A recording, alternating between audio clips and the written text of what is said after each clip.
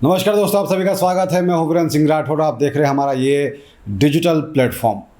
आज कांग्रेस के जो उम्मीदवार है कांतिलाल भूरिया, उन्होंने अपना नामांकन पर्चा दाखिल कर दिया है। नामांकन पर्चा दाखिल करने के पहले बस स्टैंड पर एक नामांकन सभा आयोजित हुई, जिसमें बड़ी संख्या में लोग पहुंचे थे। बस स्टैंड का जो पूरा मैदान है वो पूरी तरह से लोगों से भरा हुआ था और इस नामांकन सभा में कांग्रेस उम्मीदवार कांतिलाल भूरिया के समर्थन में कांग्रेस के दिग्गज नेता भी पहुंचे थे। खुद मध्य प्रदेश कांग्रेस के जो जिला प्रदेश अध्यक्ष हैं जीतू पटवारी, पूर्व गृह मंत्री बाला बच्चन हों या फिर राज्यसभा सांसद और कांग्रेस के वरिष्ठ नेता विवेक तन्खा, वे खुद कांतिलाल भूरिया की नामांकन सभा में पहुंचे थे। कांतिलाल भूरिया ने जब लोगों से वो मुखातिब हो रहे थे, लोगों को संबोधित कर रहे थे, तो उन्होंने बीजेपी और सरकार पर कई तरह के हमले बोले। उन्होंने ये भी लोगों को बताया कि मोर डुंडिया जैसे छोटे से गांव से निकलकर वे लोगों के ही सपोर्ट से, लोगों की दुआओं से, कार्यकर्ताओं के सहयोग से मोर डुंडिया से निकलकर वे झाबुआ, भोपाल और फिर दिल्ली तक का सफ़र किया।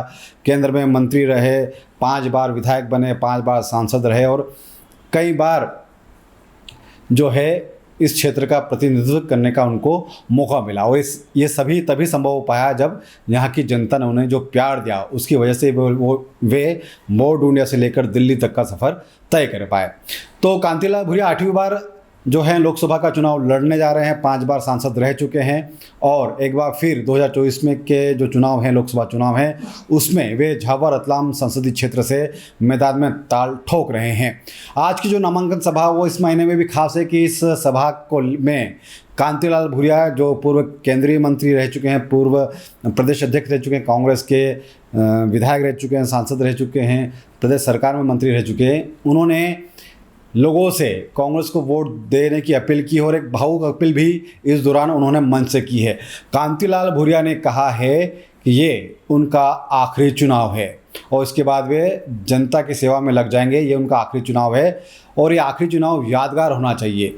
इस चुनाव में उन्होंने लोगों से अपील की कि इस तरह से उनको जिताएं कि ये जो है जीत का रिकॉर्ड बन जाए, इतिहास में दर्ज हो जाए और फिर कोई इस रिकॉर्ड को तोड़ नहीं पाए।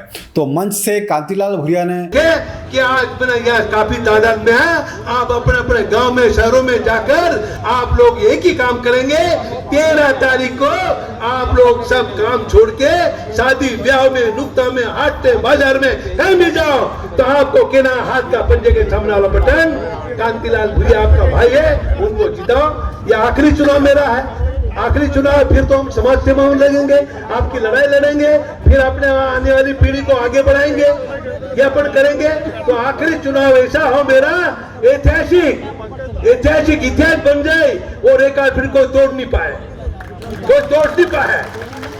ऐसा मतदान हो कि एक तरफा कांग्रेस जीते, आपका भाई कांतिलाल भूरिया जीते और रिकॉर्ड बन जाए, फिर आने वाले लोग भी उसको तोड़ नहीं पाए।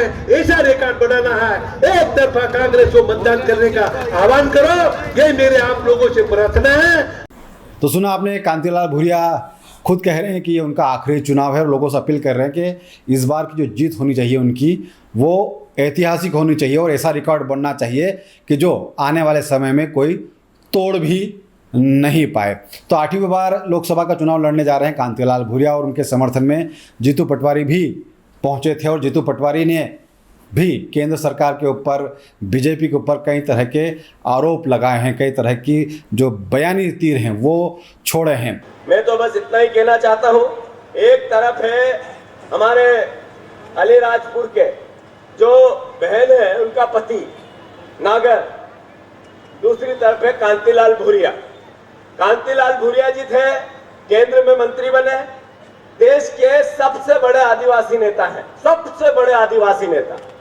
हमारे झाबुआ रतलाम की शान है, नाम है, हमारा मुकुट है। हमारा मुकुट गिरने दोगे आप लोग?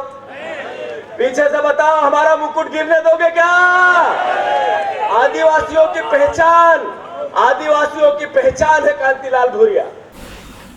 तो ये कांग्रेस की जो नामांकन सभा थी उसकी ये तस्वीरें हैं। आप देखिए कि खचाखच जो बस स्टैंड है वो पूरा परिसर है, ये पूरा तरह प्रांगण जो है बस स्टैंड का ये पूरा भरा हुआ है। लोग बड़ी संख्या में पहुंचे हैं, महिलाओं की संख्या भी अच्छी खासी है। इसके अलावा जो तीनों ज़िले हैं जो इस पूरे संसदीय क्षेत्र में आते हैं, अलियाजपुर, झाबुआ और रतलाम, तीनों ज़िलों के 8 विधानसभा के जो कार्यकर्ता उस नामांकन सभा में पहुंचे थे और बड़ी संख्या में जो महिलाएं भी इस सभा में आपको दिखाई दे रही होंगी। मंच पर भी कई बड़े नेता मौजूद हैं और जो झाबुआ के विधायक हैं विक्रांत भूरिया, वो उन्होंने लोगों को संबोधित किया।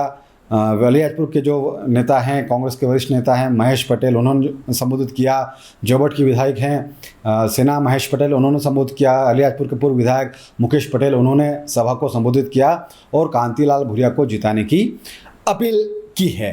तो ये तस्वीरें सभा की। इसके बाद में आप ये तस्वीर देखिए कि कांतिलाल भूरिया अपना नामांकन जमा करने पहुंचे थे, शुभ मुहूर्त में पहुंचे थे। उसके बाद उन्होंने जो जिला निर्वाचन अधिकारी है झाबुआ की, वो कलेक्टर है नेहा मीणा, उन्हें अपना नामांकन पत्र दिया और ये तस्वीरें आपको वहाँ की दिखा रहे हैं हम झाबुआ कलेक्ट्रेट की, जहाँ पर कांतिलाल भूरिया अपने कार्यकर्ताओं के साथ में पहुँचे थे और अपना नामांकन फॉर्म जमा किया। अब नामांकन फॉर्म जमा हो गया। 26 तारीख को, माफ़ कीजिए 25 तारीख को इसका अंतिम दिन है। 25 अप्रैल को, 26 अप्रैल को उसकी समीक्षा होगी और 29 अप्रैल नाम वापसी का आखिरी दिन। उसके बाद में चुनाव चिन्ह आवंटित हो जाएंगे और चुनाव प्रचार की जो शोरगुल है वो अब लगातार बढ़ते जाएगा। 13 मई को झाबुआ रतलाम संसदीय क्षेत्र पर मतदान होना है, तो अब जो है चुनाव में तेज़ी देखने को मिलेगी। तो ये कांग्रेस के नामांकन सभा की तस्वीर आपको दिखा रहे हैं। अब जनता के मन में क्या है वो जनता ही जाने, लेकिन नामांकन पर्चा भरने के बाद कांतिलाल भूरिया ने क्या कुछ कहा वो सुन लीजिए और किस तरह से वो बीजेपी पर तंज भी कस रहे हैं।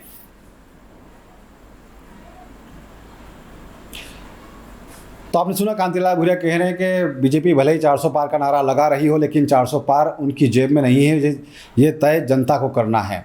जनता जिसे जनादेश देगी, जिसके पक्ष में मतदान करेगी, वो जीतेगा। तो फिलहाल इस खबर में इतना ही। ये तस्वीर आप देख रहे थे।